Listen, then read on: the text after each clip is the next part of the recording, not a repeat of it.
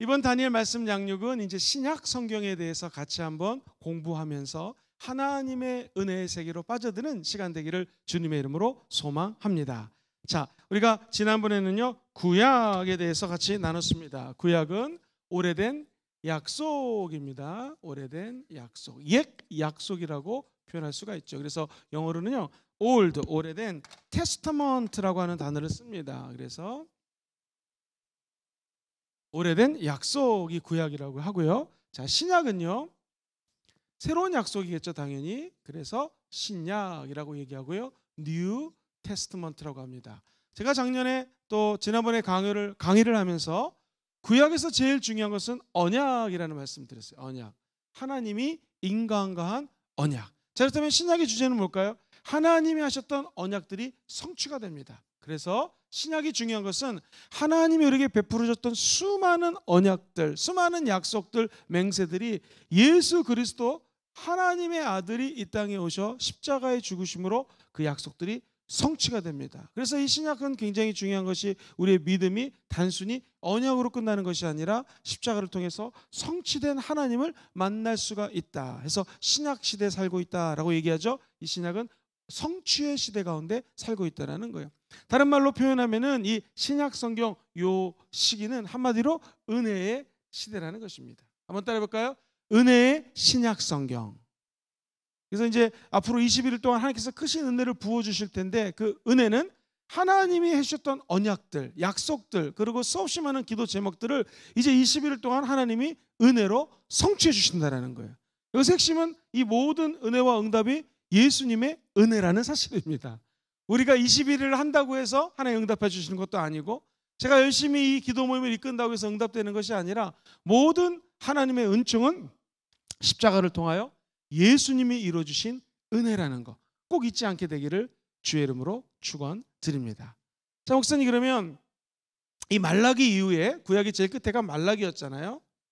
말라기 이후에 약 하나님이 400년 동안 침묵하십니다. 그리고 이제 마태복음이 시작이 되죠. 예수 그리스도가 이 땅에 오시기까지 이 400년 동안 하나님은 도대체 아무 말씀도 안 하고 어떤 일을 하셨을까요? 하나님은 알렉산더 대왕을 통하여 온 그리스가 전 세계를 지배하게 됩니다. 알렉산더 대왕이라는 사람 참 독특한 것이 전쟁을 나갈 때는요 그 당시에 지역에서 또는 나라에서 제일 똑똑한 사람들과 함께 전쟁에 나갑니다. 왜 나갔을까요? 그는 탁월한 그리스 문화에 대한 자부심이 있었어요. 이 세계를 이 그리스, 다른 말로는 헬라 문화라고 얘기합니다. 똑같은 거예요. 그래서 우리가 헬라어를 공부한다 하면 헬라어가 바로 그리스 말이에요. 영어로는 그리크라고 표현을 합니다. 이 그리스, 헬라 민족에 대한 문화나 언어나 이런 모든 것들이 자부심이 대단했습니다. 그래서 전 세계를 제패했을 때 많은 리더십들을 문화, 정치, 경제의 리더들과 함께 나가서 자국의 문화, 정치, 경제에 앞서가는 것을 홍보하곤 했던 것이죠. 그러니까 이미 이 그리스어, 오늘날로 치면 영어라고 표현할까요? 아니, 영어보다 더 영향력이 있는 그리스어가 모든 세계에다 공식 언어가 되었습니다. 특별히 코이네라고 해서요 시장에서 막 평민들이 쓰는 언어를 가지고 이 신약 성경을 써갔기 때문에 신약 성경은 많은 사람들로 하여금 번역하기에 너무나 좋았다라는 것이죠. 오늘날 미국에서 유명한 신학 서적이 영어로 나오면 한국말로 바로 일주일 주 만에 번역이 됩니다. 그것처럼 뭐 요즘 같지는 않겠지만 그리스어로 언어가 거의 통일 내지는 가장 발달된 언어가 있었기에 많은 사람들이 성경을 빨리빨리 취할 수가 있었다라는 것. 하나님은 아무것도 하신 것이 아니라 복음이 전해질 수 있는 밑바탕을 다 만들었다는 것을 알 수가 있습니다. 두 번째, 이 헬라 시대가 지나고 난 다음에 우리가 잘 아는 것처럼 로마 시대가 다가오게 되죠. 자, 모든 길은 어디로 통한다? 로마로 통한다. 지중해 연합뿐만 아니라 아프리카 그리고 유럽 일대까지 이 로마가 완전히 전 세계를 장악합니다. 그런데 로마가 전 세계를 장악할 때는 꼭 만들었던 것이 우리가 잘 아는 것처럼 길입니다. 양쪽에 마차가 2대 이상 지나갈 수 있어야 되고요. 군인들이 진군해 나갈 수 있어야 되고요. 우리 상업하는 사람들이 물건을 왔다 갔다 하면서 팔 수 있을 정도의 전 세계의 도로망을 구축했습니다. 그러니 복음이 증거되기 얼마나 좋습니까? 자, 이제 디아스포라라고 그래서 예수 믿는 사람 핍박합니다. 박해합니다. 있을 데가 없어요. 우르르 흩어져야 됩니다. 이걸 디아스포라라고 그래요. 흩어져서 복음을 전해야 되는데 이미 로마가 만들어 놓은 모든 도로를 통하여 예수 믿는 사람들이 복음을 증거하기 편하게 하나님이 다 예배해 놨다라는 것이죠. 우리는 가끔 인생을 살면서 하나님, 내 이 고독과 어려운 시기에 하나님은 침묵하십니까? 라고 따질 때가 있습니다. 그러나 하나님은 하나님의 은혜를 주시기에 모든 것들을 예배하고 계신다라는 거 잊지 않기를 주의 이름으로 축원드립니다. 예를 들면 어떤 성도님이 목사님 아파트를 팔려고 하는데 그렇게 안 팔려요. 여러분, 안 팔리는 게 은혜일 수가 있습니다. 하나님은 더 모든 좋은 것들을 지금 예배해 놓고 있다라는 것이죠. 우리 아들이 우리 딸이 그렇게 말을 안 들어요. 기도하지만 아무 응답이 없는 것 같아요. 그러나 하나님은 일하시는 분이십니다. 모든 것들을 합력하여 선을 이루는 하나님의 은혜가 임하게 될 것입니다. 그러면 우리는 하나님의 침묵 속에서 끝까지 주님은 선하시고 위대하시고, 한번 같이 해보실까요? 좋으신 나의 하나님, 하나님은 좋으신 분이라는 것을 끝까지 믿고 나아갈 때 하나님은 우리 인간의 눈으로는 아무것도 안 하시는 것 같지만 모든 것들을 예배해 놓고 기다리고 계신다라는 거 잊지 않게 되기를 주님의 이름으로 축원드립니다. 이 참 복음이라는 게 재밌는 게요, 미국의 정치가고 아주 유명한 군인이었던 루 왈리스라고 하는 사람이 있습니다. 사진에 보이는 저 사람이 아주 철저한 무신론자였습니다. 성경을 읽어본 경험도 없으면서 공경원이 기독교를 비판합니다. 자, 기독교를 박해야겠다, 예수 믿는 사람들 이해가 안 된다 해가지고 창세기부터 이 신약 성경 마태복음부터 계시록을 읽기 시작합니다. 어떤 일이 벌어졌을까요? 내가 이걸 읽어가지고 예수 믿는 사람 핍박해야지 라고 성경을 읽었는데 읽다 보니까 이게 웬일인가? 진짜 하나님이 살아계시네, 예수님이 이 땅에 오신 하나님의 아들이네, 점점 깨닫기 시작합니다. 그래서 핍박하려고 했던 성경, 이 글을 읽고 핍박하는 글을 적으려고 했던 이 정치가가 마음을 바꾸게 됩니다. 그리고 상상의 나래를 펼쳐서 글을 적습니다. 이 글이, 이 소설이 영화화 만들어졌죠. 우리가 잘 아는 아카데미 상의 11개 부분을 휩쓸었던 배너라고 하는 작품의 저자가 오늘 이 주인공입니다. 자, 이 사람은 예수 믿는 사람을 핍박하기 위해서 글을 적어 내려져 갔지만 오히려 예수를 믿는 계기가 성경 말씀을 통해서 다가왔다라는 것이죠. 우리가 주님을 사랑한다고 하면서 성경 말씀을 안 읽는 것은요, 이 앞뒤가 안 맞는 것입니다. 하나님을 사랑하면 아멘 해볼까요? 그러면 하나님의 말씀 안에서 진리도 발견해야 되고 우리의 미래도 구상해야 됩니다. 그러므로 우리가 눈을 뜨면 잠시 기도하고 하나님 말씀부터 보는 습관을 가지셔야 됩니다. 감사기도 순복음 금종교회는 아침마다 하나님 말씀을 보내드리고 있습니다. 한 2장, 3장 짧은 말씀이라도 꼭 하루를 말씀과 함께 시작하시기를 주의 이름으로 축원드립니다. 아니, 안 믿는 사람, 예수를 핍박하는 사람조차 이 말씀을 통해서 예수님을 믿게 된다면 하물며 우리가 어떻겠습니까? 그 은혜가 함께 하시기를 주의 이름으로 축원드립니다. 자, 그러면은 먼저 앞부분에 신약을 딱 열면은 나오는 4가지, 마태복음, 그다음에 2번째 마가복음, 3번째 우리가 잘 아는 누가복음, 4번째 요한복음이라는 것이 나오죠. 자, 성경을 4가지 카테고리로 신약을 나눌 수가 있는데 첫 번째가 바로 복음서입니다. 이 마가복음, 마태복음, 누가복음, 요한복음 우리는 복음서라고 표현을 합니다. 그런데 재밌는 것은 마태복음을 중심으로 마가복음과 마태복음은 약 통계학적으로는 90%입니다. 마가하고 마가복음이 90% 일치가 됩니다. 자, 그리고 이 마태복음하고 누가복음은 약 50%가 일치가 됩니다. 이게 뭐냐면은 마태복음, 마가복음이 누가복음 3가지를 같은 눈으로 봤다. 그래서 이것을요 공간복음이라고 표현을 합니다. 마태, 마가, 누가는 저자는 틀립니다. 진짜 예수님의 제자는 누구였습니까? 마태하고 요한이었고, 마가랑 누가는 사실 예수님의 12제자가 아니었습니다. 이 마가는 베드로의 제자일 확률이 높고요, 누가는 의사 선생님이었습니다. 그리고 헬라어를 굉장히 공부를 많이 한 사람인 것을 알 수가 있습니다. 자, 그러면은 주목해야 될 것은 마태복음하고 마가복음, 누가복음 3가지를 공관복음이라고 표현을 합니다. 이게 뭐냐면 공통된 관점으로 복음을 바라봤다 해서 공관복음이라는 얘기를 하고요. 그렇다면 이 요한복음은 같은 관점이 아닌 다른 관점으로 쓰여져 있는 글인 것을 알 수가 있습니다. 자, 마가복음, 마태복음, 마가복음, 누가복음은 무슨 관점으로 이 성경을 해석하고 알기 쉽게 쓰기 시작했을까요? 그것은 한번 따라해볼까요? 예수님의 십자가. 예수 그리스도의 십자가를 중심으로 풀기 시작합니다. 또 하나 말씀드렸던 것처럼 마태복음이랑 마가복음은 거의 통계적으로 90%가 일치되지만 이 마가와 마태에 보는 관점이 틀립니다.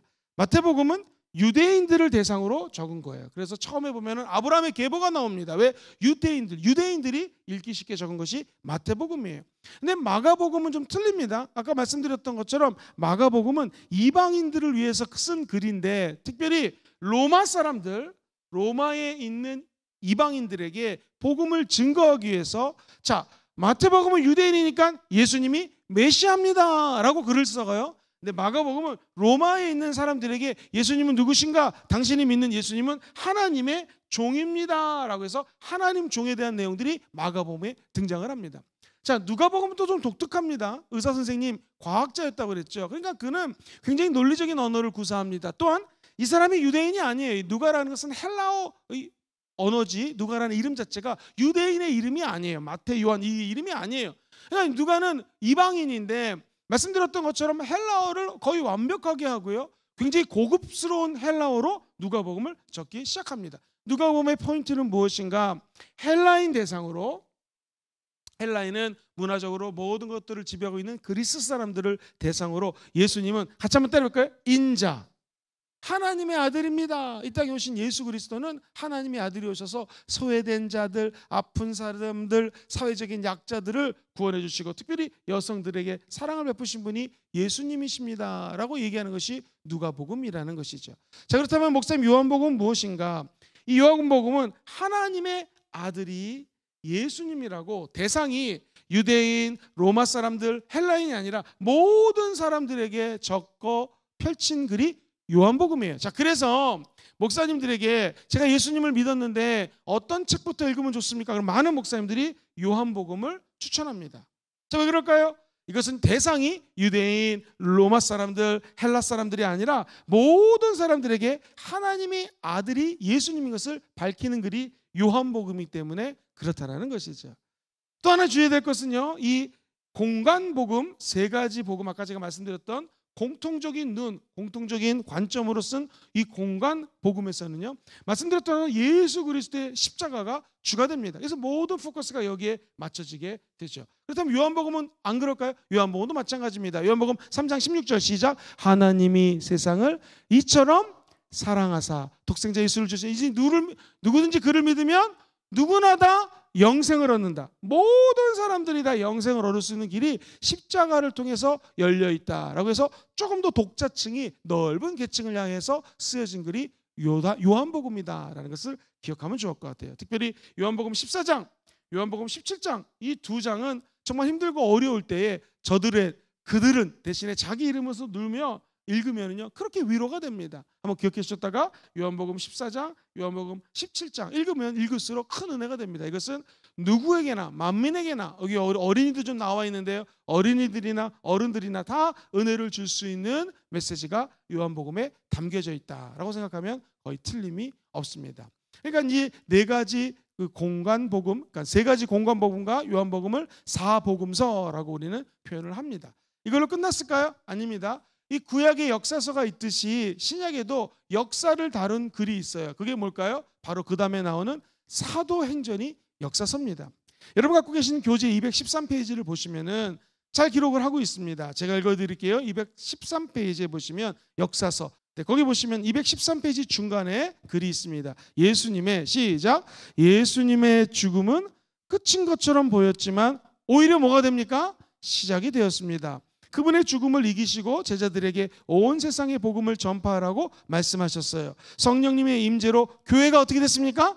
탄생했어요. 교회 시대가 도래됐고 사도행전은 어떤 제자들을 통해서 복음이 전파되었는지, 사람들이 어떻게 복음을 듣고 믿게 되었는지를 보여주는 것이 사도행전입니다. 그래서 이 글을 보면 유대인들, 로마에 있는 이방인들, 헬라인들, 자, 이 사복음서가 그냥 하나의 복음서로 끝나는 것이 아니라 이 복음이 어떻게 해서 이방인들에게 본격적으로 전해졌는지를 두 번째 카테고리 역사서인 사도행전이 위치를 차지하고 있습니다. 그러니까 사도행전의 핵심 포인트는 뭐다?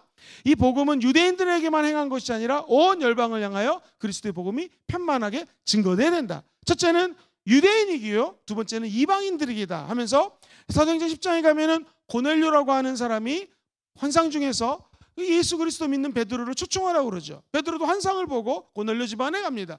고넬료는 예수 믿지 않는 이방인이에요. 그러나 하나님을 사랑했습니다.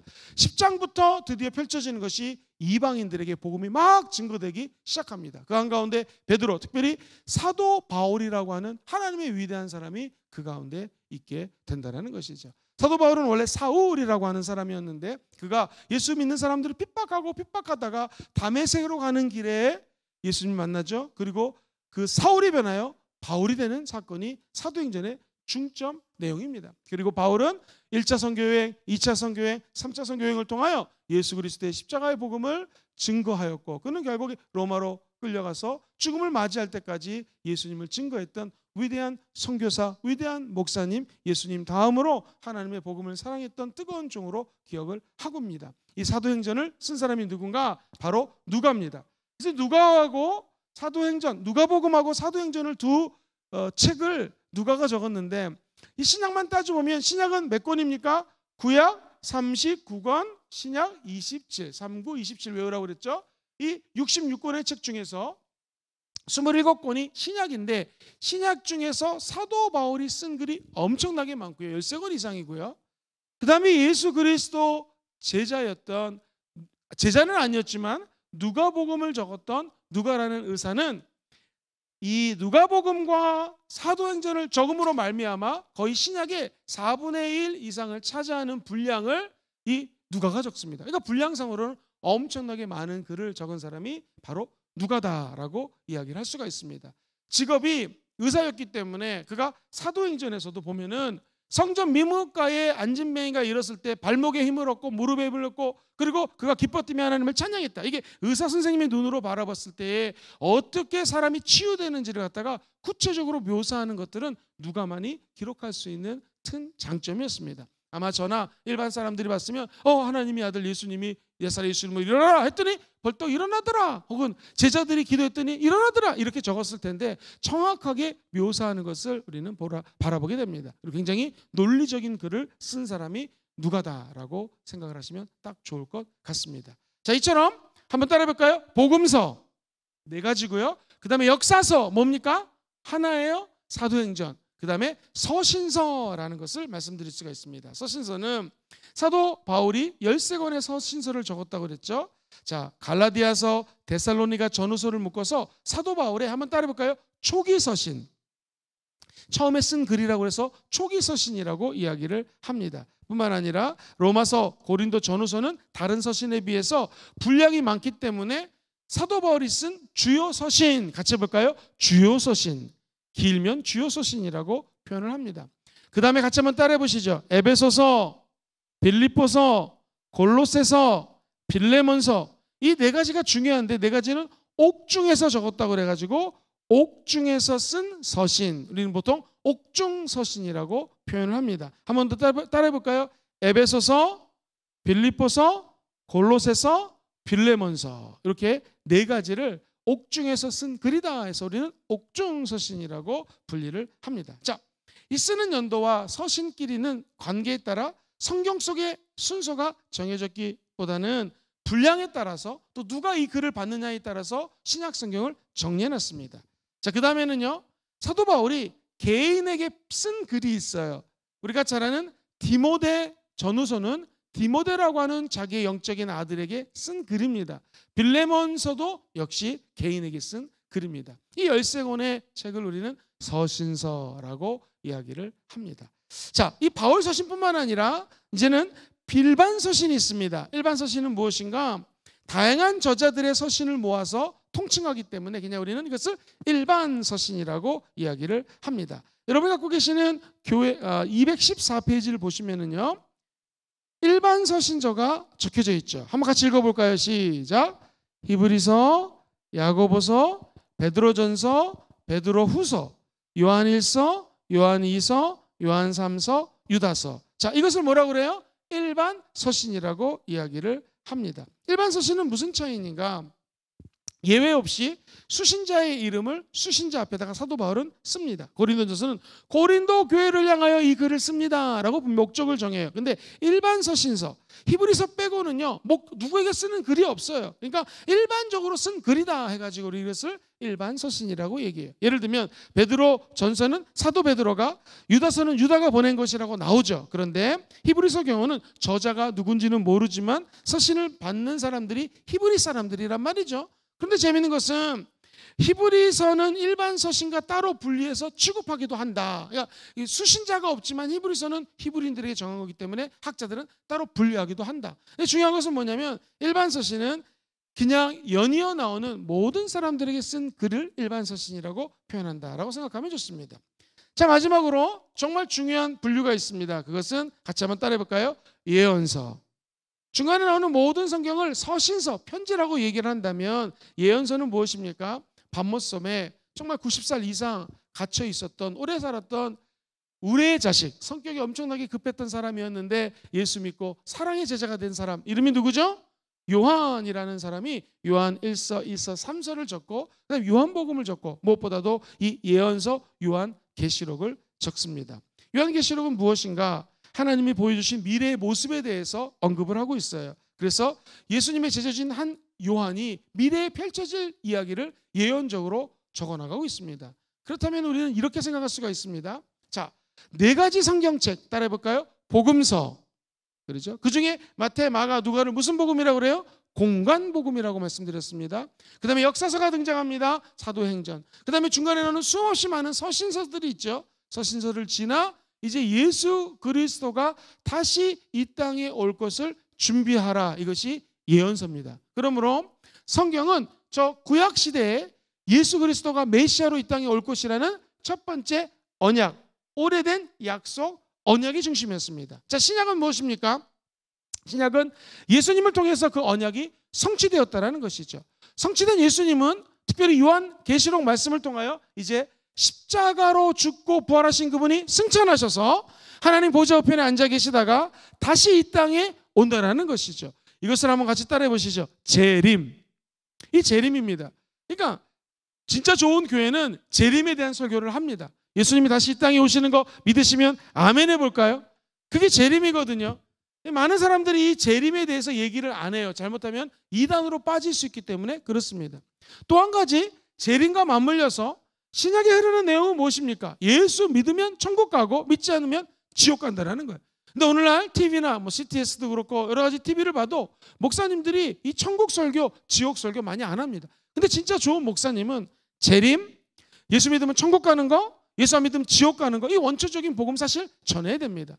순복음이라고 하는 교단은 예수 그리스도 믿으면 중생, 영원히 죽지 않는 영생을 얻는다라는 중생의 복음을 강조합니다. 뿐만 아니라 순복음에서 강조하는 것은 예수님이 십자가 예수님이 이 땅에 오셔서 언약을 성취하셨는데 그 언약 성취 중에 하나가 저가 채찍에 맞음으로 나음을 입었다. 예수님이 채찍에 맞음으로 저와 여러분들이 치유가 되었습니다. 예수님은 우리를 치유해 주시기 오신 치료자십니다. 고치시는 예수님이 오늘 이 가운데 함께 계십니다. 우리가 믿는 것은 예수님이 우리를 육체만 치료하는 것이 아니라 내 마음의 깊은 상처까지도 치료하는 것을 믿게 되기를 주의 이름으로 축원드립니다. 뿐만 아니라 예수님은 이 땅에 오셔서 저와 여러분들에게 이 마지막 때 살 수 있는 능력을 주세요. 그분이 누구신가? 한번 같이 해보시죠. 성령님. 지금 신약 시대를 지나 지금 이 시대는 바로 성령의 시대입니다. 성령님이 우리에게 임하시면 예수님이 재림이 하신다? 두려울 것이 없습니다. 왜냐하면 성경에 5처녀는 기름을 준비했고 5처녀는 기름 안 준비했잖아요. 그런데 기름 준비하는 것은 뭐예요? 성령의 기름 부심을 상징적으로 의미합니다. 성령이 임하면 저와 여러분들에게 성령의 기름 부심이 임한다라는 것이죠. 그럼 예수님, 다시 말해서 신랑 되신 예수님이 찾아왔을 때에 기름 준비 안 한 5처녀는 신랑 못 만났죠. 5 준비한 처녀들은 신랑과 함께 혼인잔치에 들어갔어요. 우리는 예수님이 올 거를 믿고 기대하며 재림을 사모하는 하나님의 아들, 딸들입니다. 예수님의 신부들이십니다. 순결한 신부로 성장하셔서 성숙하시고 신랑 되신 예수를 만나게 되기를 주의 이름으로 축원드립니다. 근데 그 성장, 성숙, 양적으로 성장되고 질적으로 성숙해지는 거, 이게 도대체 어떻게 인간의 힘으로 할 수 있냐 이거예요. 안 됩니다. 오직 성령이 임해야 돼요. 왜냐하면 성령이 임하면 우리에게 말씀을 깨닫게 하십니다. 신약성경 학문적으로 박사학위를 받고 한다 할지라도 성령의 인도하심이 없으면 이거 말짱 도루묵인 경우가 얼마나 많은지 몰라요. 오히려 Q문서, R문서, 엉뚱하게 문서적인 것으로 접근하다가 지옥 가는 사람들도 많이 있습니다. 그러나 성령이 임하면 성령 하나님의 영으로 말미암아 이 말씀을 이해하고 깨닫게 된다는 것이죠. 뿐만 아니라 성령이 임하면 기도함으로 같이 한번 따라 볼까요? 레마. 지금 말씀드린 이 모든 복음서들이 로고스라고 하는 객관적인 하나님의 말씀이라면 이제 기도하면서 저와 여러분들에게 하나님이 주시는 성령의 메시지 레마를 들을 수가 있어요. 하나님이 성경 말씀을 근거로 우리에게 성령을 통해서 레마의 말씀을 주시면 이 레마의 말씀은 하나님 주신 언약이기 때문에 성취가 됩니다. 할렐루야. 재림하신 예수님을 믿으면 아멘 해볼까요? 성령이 안에 들어가시면 우리 안에서 말씀과 기도로 역사하신다는 거예요. 거룩하게 원하시면 아멘 해볼까요? 그 말씀과 기도 외에는 이런 귀신들이 나갈 수 있는 방법이 없습니다. 이 말씀과 기도를 하나님의 영으로 충만함 받기 위해서 오늘 저와 여러분들도 21일 말씀 양육의 핵심 포인트가 뭐냐면 이 성령의 시대에 성령님을 환영하고 인정하고 모셔들어서 재림하실 때 우리 예수님 만날 때 신랑 대신 예수 만날 때 저와 여러분들이 흠없이 보존되고 그 예수를 우리의 영적인 신랑으로 만나는 은혜가 있기를 주의 이름으로 축원드립니다. 당연히 이런 자들에게는 하나님이 복을 주시죠.